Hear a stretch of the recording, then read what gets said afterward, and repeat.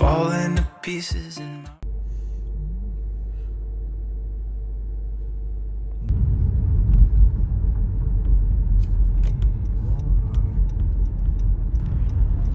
We're here again sa malapit na Walmart.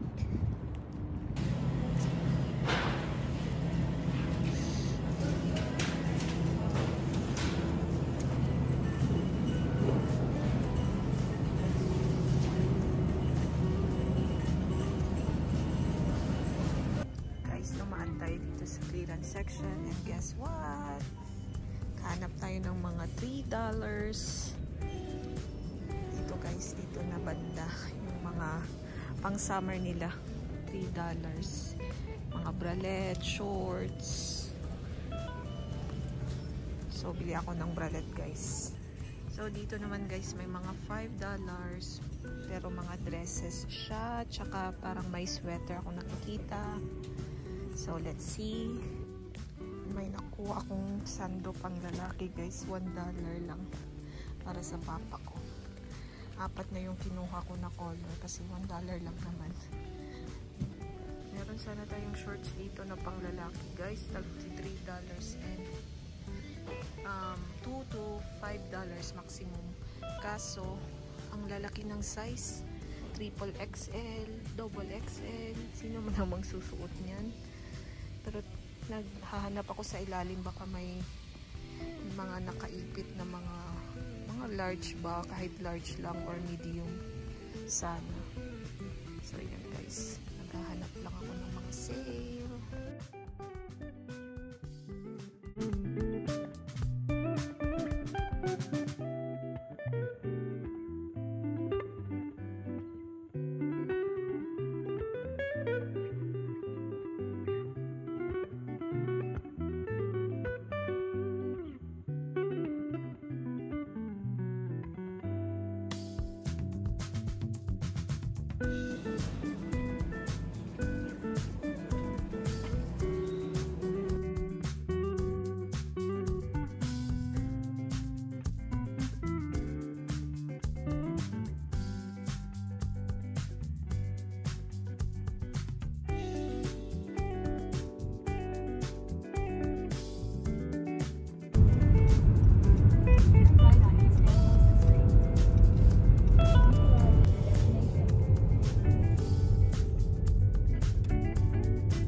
Dito tayo sa Goodwill guys, maghahanap yung husband ko ng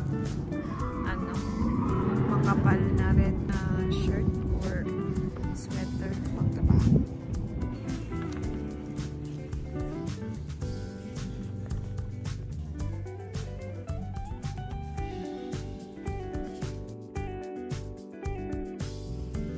Dito na pala kami sa apartment guys, and nandito ako sa washing area namin. Ito yung itsura guys.